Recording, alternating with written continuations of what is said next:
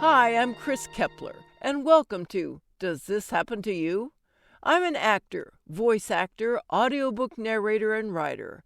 I love reading, pondering, and sharing humorous stories about the freakish things that happen in everyday life. That's why this podcast features funny stories from fantastic writers about our daily aberrations, a micro audiobook about life and befuddlement just for you. Our story this week is from Susana Quintana, who you'll find on Medium.com. And here is, "It was nice talking to you," said the man who talked at me for over an hour. Can a girl drink and eat in peace? The restaurant was packed, the tables in the bar area full. But I was starving after a day of travel and needed a meal and a drink, so I headed for one of the only two empty stools at the bar itself. The big screen television above had on horse racing, which I preferred over football since horses were so much nicer to look at. The bartender who scurried around to his many customers was the perfect kind of bartender, prompt, friendly, and then left me alone to enjoy my meal. Unlike the man who sat down next to me just as my food arrived. He was 72, married, had just eaten dinner with his wife, during which he had 2 martinis, and now was thirsty for a glass of the House Merlot. I found this all out within 2 minutes of him sitting down. Given that I had a bite of my quesadilla in my mouth, I simply nodded and smiled, thinking he would see I was otherwise occupied and leave me to my chewing. Instead, he kept talking about himself. "I don't bet on horses, but I used to race yachts," he said when he saw my eyes divert to the television. Then he began to tell of his many racing yacht stories, which included the different places he'd lived in California, his uber-wealthy friends, why sailboats were more fun to race, and how racing horses was just as expensive of a sport. I smeared more avocado on my quesadilla and took another sip of Prosecco, which pairs quite nicely as I came to find out. He took a sip of his Merlot and continued. Transitioning from his yacht racing stories, he then went into his many accomplishments on the surfboard. "Not just when I was young. A lot of those dudes were impressed with how strong I was even in my 60s. Now, of course, I don't surf anymore because I'm 72, though I probably could because I'm still in great shape." And then came the different descriptions of surfboards, which ones he preferred, how they were made, and... "Can I get you another Prosecco?" the bartender asked.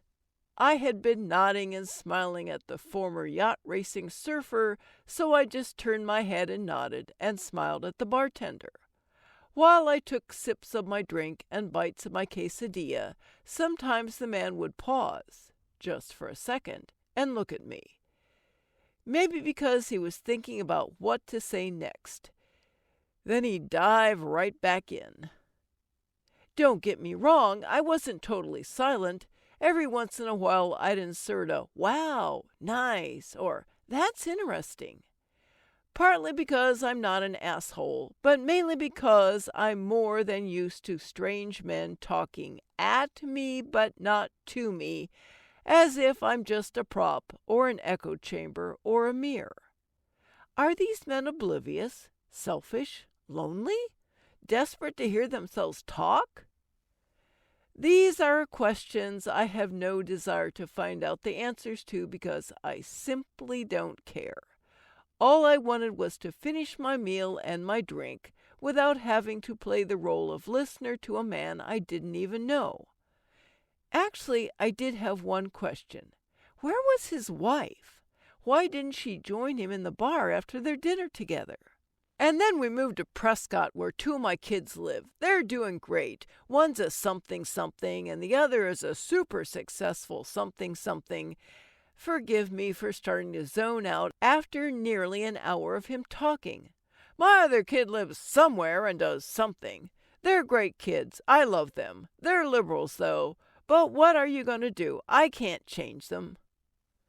I opened my mouth to try and interrupt by telling him I was a liberal like his kids, just to add some spice to the moment.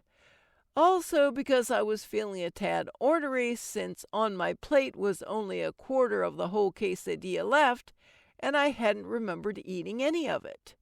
Plus, my sips of Prosecco had turned into gulps. "Are you from around here?" he asked.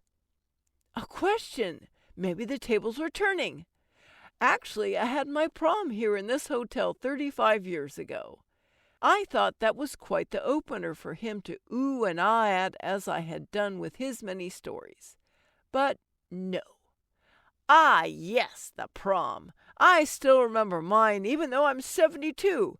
Actually, I went with my high school sweetheart, but we didn't date long after we graduated, and then shortly after I met I don't remember anything after that." His words became noise, like the sound of the grown-ups in Peanuts cartoons, or the humming of a window air conditioner, or the high-pitched whining of a mosquito.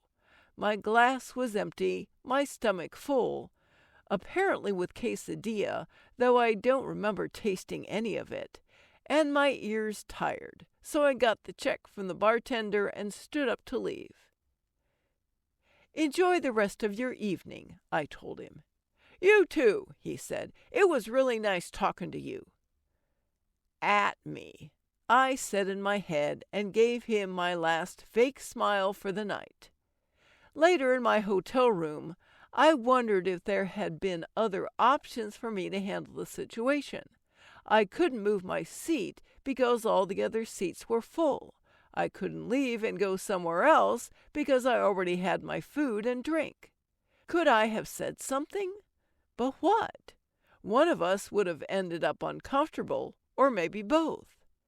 Anyway, why was it my job to manage his feelings, especially when he obviously wasn't concerned with mine? None of this experience made me angry, just tired since this was not an isolated experience, especially with men who are older than I am. Maybe I just have a face that tells certain men, "Oh, look, she wants to hear my whole life story." Maybe I'm too much of an introvert to be more forward and stop their story before it starts. Maybe I'll never know how to handle this situation when it appears. Though there is one thing I'm pretty sure about: the reason his wife wasn't with him. Thanks so much for listening. If you enjoyed this story, let me know and share it with your friends. Follow me at Chris Narrates on Twitter or Chris K. Kepler on Facebook, or check out my website, chriskepler.com.